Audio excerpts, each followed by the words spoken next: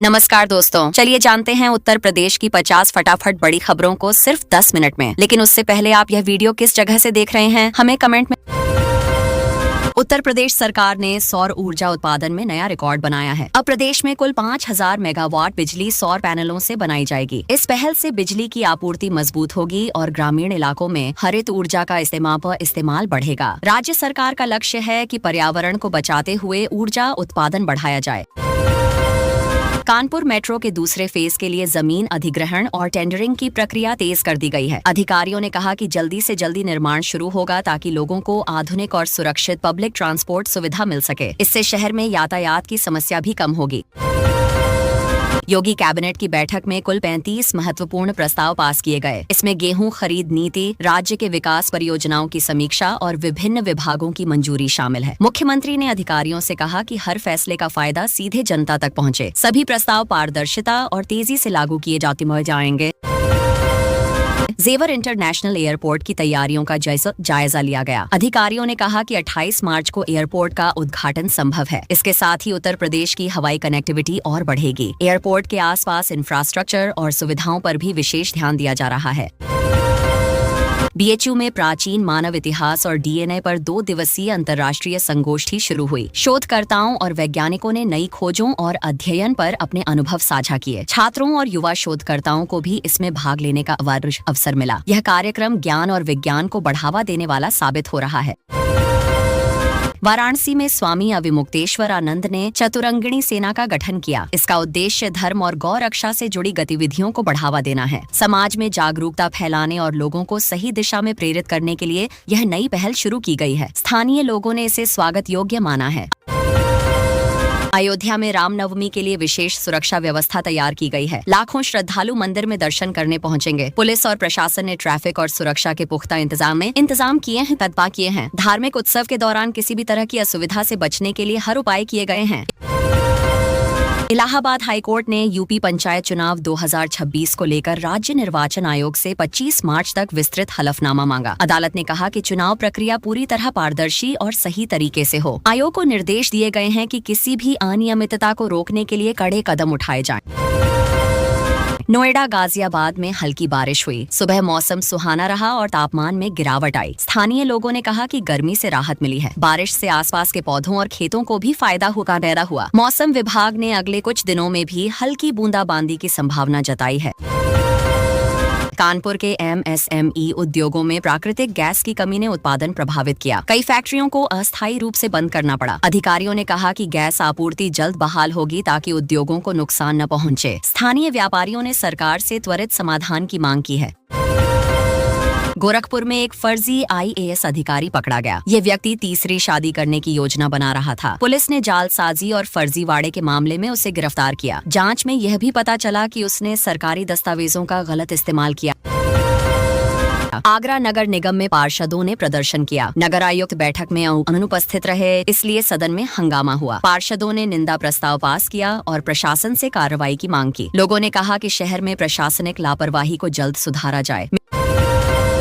मेरठ में नमो भारत कॉरिडोर के आसपास वर्ल्ड क्लास सुविधाओं के लिए जोनल प्लान पास हुआ। जल्द ही निर्माण कार्य शुरू होगा। इससे क्षेत्र का विकास होगा और पर्यटन, व्यापार और आवागमन में सुधार आएगा। स्थानीय लोग इस बदलाव के लिए उत्साहित हैं। उन्नाव में फर्जी फर्म बनाकर करोड़ों की जीएसटी चोरी का खुलासा हुआ। पुलिस ने 25 लोगों के खिलाफ मामला दर्ज किया। जांच में यह पता चला कि कर चोरी की पूरी योजना महीनों से चल रही थी। अधिकारियों ने कहा कि आर्थिक अपराधों पर सख्त कार्रवाई जारी रहेगी। मथुरा में दिल्ली आगरा हाईवे पर जाम लग गया। फरसा वाले बाबा की संदिग्ध मृत्यु के बाद समर्थकों ने विरोध प्रदर्शन किया। घंटों तक वाहनों की आवाजाही बाधित रही। पुलिस और प्रशासन ने स्थिति को नियंत्रित किया और शांतिपूर्ण समाधान की कोशिश की। डिप्टी सीएम केशव प्रसाद मौर्य ने सपा पर हमला किया। उन्होंने कहा कि अखिलेश यादव के जीतने के सपने 2027 में भी पूरे नहीं होंगे। विपक्ष की रणनीतियों पर सवाल उठाते हुए उन्होंने अपने राजनीतिक दृष्टिकोण साझा किए। गाजीपुर में महिला चिकित्सालय के शिफ्ट होने के विरोध में ग्रामीण मोर्चा खोल दिए। उन्होंने प्रशासन से बात की और स्थानीय स्तर पर आंदोलन किया। लोगों ने कहा कि स्वास्थ्य सुविधा को बदलने का निर्णय उन्हें सूचित किए बिना लिया गया। झांसी में पिछले 24 घंटे में सबसे अधिक तापमान 34 डिग्री दर्ज किया गया। गर्मी और उमस से लोगों को परेशानी हो रही है। मौसम विभाग ने लोगों को सावधानी बरतने और दिन के समय गर्मी से बचने के लिए सुझाव दिए हैं। लखनऊ में भाजपा की सांगठनिक चुनावों को लेकर पदाधिकारियों की बैठक चल रही है। भविष्य की रणनीतियों और संगठन को मजबूत बनाने के लिए चर्चा की जा रही है। सभी नेताओं ने सुझाव और योजना साझा की। देवरिया में पुलिस ने चोरी का खुलासा किया। छापेमारी में लाखों रुपए का चोरी का माल बरामद हुआ और 5 आरोपी गिरफ्तार किए गए। पुलिस ने कहा कि अपराधियों पर कड़ी नजर रखी जाएगी। आगरा लखनऊ एक्सप्रेसवे पर एक लग्जरी कार में अचानक आग लग गई। यात्रियों ने समय रहते कार से बाहर कूदकर जान बचाई। आग बुझाने के लिए दमकल विभाग मौके पर पहुंचा और आग पर काबू पाया। किसी की जान बच गई, लेकिन वाहन पूरी तरह क्षतिग्रस्त हो गया। प्रयागराज में कोल्ड स्टोर में अमोनिया टैंक फटने के बाद मजदूर मलबे में दब गए। रेस्क्यू ऑपरेशन जारी है। प्रशासन ने बचाव दल को सभी आवश्यक उपकरण उपलब्ध कराए। प्रभावित मजदूरों को सुरक्षित निकालने के लिए हर संभव प्रयास किए जा रहे हैं। गाजियाबाद में पाकिस्तान के लिए जासूसी के शक में युवक को हिरासत में लिया गया। पुलिस पूछताछ कर रही है। प्रारंभिक जांच में कई सुराग मिले हैं। सुरक्षा एजेंसियों ने कहा कि राज्य में ऐसी गतिविधियों पर लगातार नजर रखी जाएगी। मिर्जापुर में विंध्याचल धाम में नवरात्रि के चलते भारी भीड़ उमड़ी। प्रशासन ने सुरक्षा के पुख्ता इंतजाम किए। श्रद्धालुओं के लिए ट्रैफिक और पार्किंग की व्यवस्था की गई। पुलिस और स्वयं सेवकों ने मिलकर शांति और सुव्यवस्था को बनाए रखी। उत्तर प्रदेश सरकार ग्रीन हाइड्रोजन हब बनाने की नीति पर काम कर रही है। इससे उद्योग और पर्यावरण दोनों को फायदा होगा। नई नीतियों के तहत निवेश और उत्पादन को बढ़ावा मिलेगा। अधिकारियों ने कहा कि राज्य को ऊर्जा क्षेत्र में अग्रणी बनाने के लिए पहल की जा रही है। लखनऊ में प्रदूषण के खिलाफ बड़ी साइकिल रैली आयोजित हुई। हजारों लोग इसमें शामिल हुए। रैली का मकसद लोगों को स्वच्छता और हरित ऊर्जा के प्रति जागरूक करना था। प्रशासन ने मार्ग सुरक्षित किया और रैली को सफल बनाने में सहयोग किया। मथुरा वृंदावन में ट्रैफिक का नया प्लान लागू किया गया। बांके बिहारी मंदिर के आसपास भारी भीड़ को देखते हुए प्रशासन ने सिग्नल और मार्ग बदल दिए। श्रद्धालुओं की सुविधा और सुरक्षित यात्रा को ध्यान में रखते हुए योजना बनाई गई। मुरादाबाद के पीतल उद्योग को अंतर्राष्ट्रीय बाजार में नए ऑर्डर मिले। विदेशी मांग बढ़ने से निर्यातकों की आर्थिक स्थिति मजबूत हुई। स्थानीय उद्योगों को उत्पादन बढ़ाने के लिए नए संसाधन और मजदूर भी जुटाए जा रहे हैं।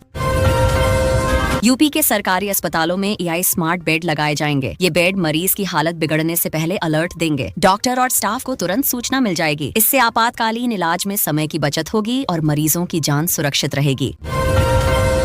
योगी सरकार की विद्युत सखी योजना गांवों में काफी सफल रही है। इस योजना के तहत ग्रामीण महिलाओं को बिजली बिल वसूलने की जिम्मेदारी दी गई, जिससे अब तक लगभग 3,250 करोड़ रुपए एकत्र हो चुके हैं। इस पहल से गांवों में बिजली की सप्लाई और लोगों का भरोसा दोनों मजबूत हुआ है। महिलाएं अब गाँवों में भरोसे के साथ काम कर रही हैं।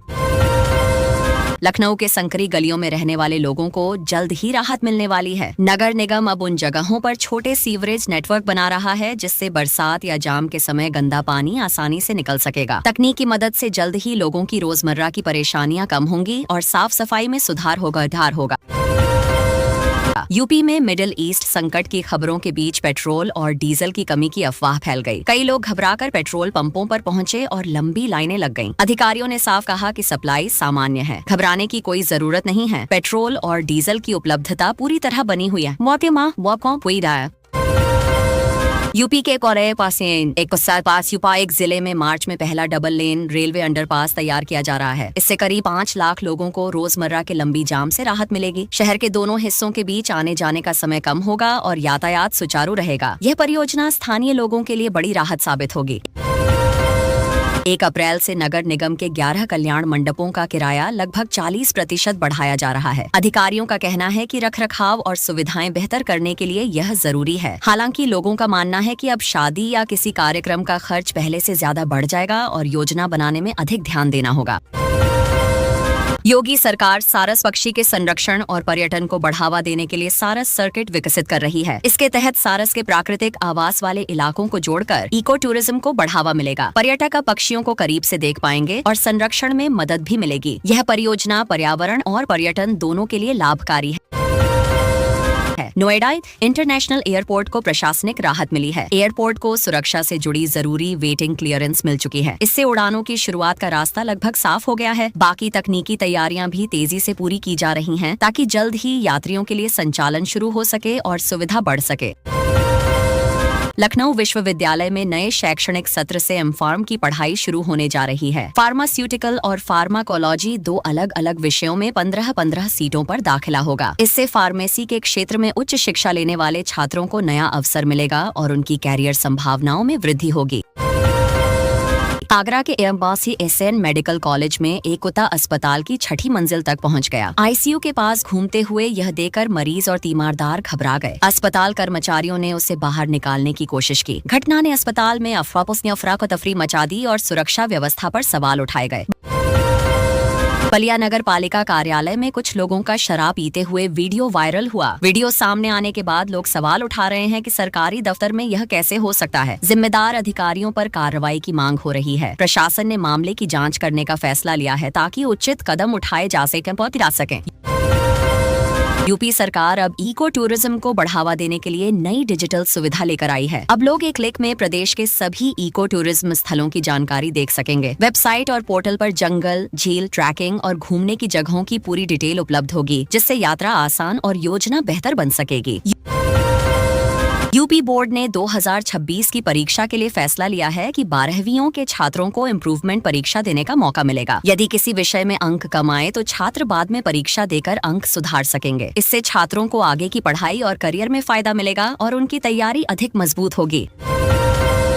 लखनऊ के लोगों के लिए IRCTC ने हैदराबाद के लिए खास टूर पैकेज लाया है। इसमें ट्रेन टिकट, होटल में ठहरने की सुविधा, खाने पीने की व्यवस्था और शहर के प्रमुख पर्यटन स्थलों की सैर शामिल है। परिवार के साथ यात्रा करने वाले लोग अब आराम से सभी सुविधाओं का लाभ उठा सकेंगे और यात्रा यादगार होगी। कानपुर से लखनऊ आने जाने वालों के लिए नया ट्रैफिक समाधान तैयार किया गया है। NHAI के इस उपाय से जाम की समस्या कम होगी और रूट पर वाहनों की आवाजाही सुगम होगी। रोजमर्रा के लंबी ट्रैफिक जाम से लोगों को राहत मिलेगी। यह योजना स्थानीय नागरिकों के लिए बड़ी सुविधा साबित होगी। शहर के एथलीट आज से मैदान में उतर रहे हैं। प्रतियोगिता में अलग अलग खेलों के खिलाड़ी हिस्सा ले रहे हैं। खिलाड़ियों का लक्ष्य दिखाए अच्छा प्रदर्शन करके बड़े टूर्नामेंट्स में अवसर पाना है। प्रतियोगिता से प्रतिभाओं को पहचान मिलेगी और शहर का नाम खेलों के क्षेत्र में रोशन होगा। यह आयोजन युवाओं के लिए उत्साहजनक साबित होगा। नोएडा इंटरनेशनल एयरपोर्ट को सुरक्षा से जुड़ी जरूरी वेटिंग क्लियरेंस मिल गई है। इस मंजूरी के बाद उड़ानों की शुरुआत का रास्ता साफ हो गया है। बाकी तकनीकी और संचालन से जुड़ी तैयारियां भी तेजी से पूरी हो रही हैं। यात्रियों को जल्द ही सुविधा मिलने की संभावना है और संचालन सुचारू होगा। नवी मुंबई और वाराणसी के बीच हवाई यात्रा करने वाले यात्रियों के लिए नई फ्लाइट शुरू की जा रही है। इससे टिकट आसानी से मिलेंगे और यात्रा का विकल्प बढ़ेगा। दोनों शहरों के बीच आना जाना पहले से ज्यादा सुविधाजनक होगा। यात्रियों को समय की बचत और आरामदायक यात्रा का लाभ मिलेगा। लखनऊ के KGMU अस्पताल में खून की कमी परेशानी बन गई है। ब्लड बैंक में पर्याप्त यूनिट न होने की वजह से कई ऑपरेशन टाले गए। मरीजों और उनके परिजनों को दिक्कत झेलनी पड़ रही है। अस्पताल प्रशासन लोगों से रक्तदान करने की अपील कर रहा है ताकि चिकित्सा सेवाएं बाधित न हों। यूपी में कुछ सहायक अध्यापकों की नियुक्ति को लेकर जांच फिर से शुरू की गई है। सरकार ने अधिकारियों से 1 महीने के भीतर रिपोर्ट मांगी है। दस्तावेज और चयन प्रक्रिया की जांच की जाएगी। अगर कहीं गड़बड़ी पाई जाती है तो कार्रवाई की जाएगी ताकि शिक्षा क्षेत्र में पारदर्शिता बनी रहे और जिम्मेदारों को सजा मिले। सोशल मीडिया पर एक स्कूल का वीडियो वायरल हुआ। इसमें महिला शिक्षक छात्राओं से हाथ पैर दबवाती दिखाई दे रही हैं। लोगों में नाराजगी है और मामले की जांच की मांग हो रही है। जांच से सच सामने आएगा और जिम्मेदारों पर कार्रवाई होगी। यह घटना शिक्षा संस्थानों में अनुशासन बनाए रखने का महत्व दिखाती है। अंतर्राष्ट्रीय महिला दिवस पर वाराणसी के श्री काशी विश्वनाथ धाम में महिलाओं के लिए विशेष व्यवस्था की जा रही है। महिला श्रद्धालुओं को खास दर्शन सुविधा मिलेगी। इसके तहत उन्हें बिना परेशानी के बाबा के दर्शन करने का मौका मिलेगा। यह अवसर श्रद्धा और सम्मान के साथ मनाने में मदद करेगा।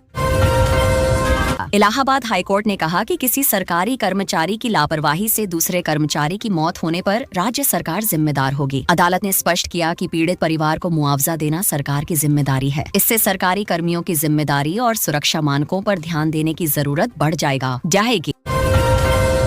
एक रिपोर्ट में बताया गया कि विदेशों में काम करने वाले भारतीयों की सबसे बड़ी संख्या एक खास राज्य से है। सऊदी अरब, कुवैत और दुबई जैसे देशों में वहां के लोग ज्यादा काम कर रहे हैं। आंकड़े बताते हैं कि पारंपरिक रूप से आगे रहने वाला केरल भी इस मामले में पीछे है और प्रवासन में बदलाव दिख रहा है।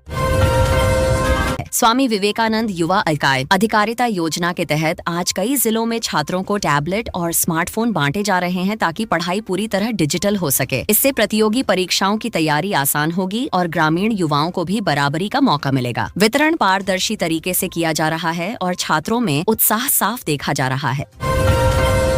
युवा उद्यमी योजना में आज से प्रक्रिया सरल हो गई है। अब नए स्टार्टअप शुरू करने वाले युवाओं को 5 लाख रुपए तक ब्याज मुक्त ऋण लेने में कम कागजी कार्यवाही करनी होगी। जिला उद्योग केंद्रों को निर्देश दिए गए हैं कि आवेदन तेजी से निपटाएं और युवाओं को मार्गदर्शन भी दें ताकि व्यवसाय शुरू करने में उन्हें मदद मिले।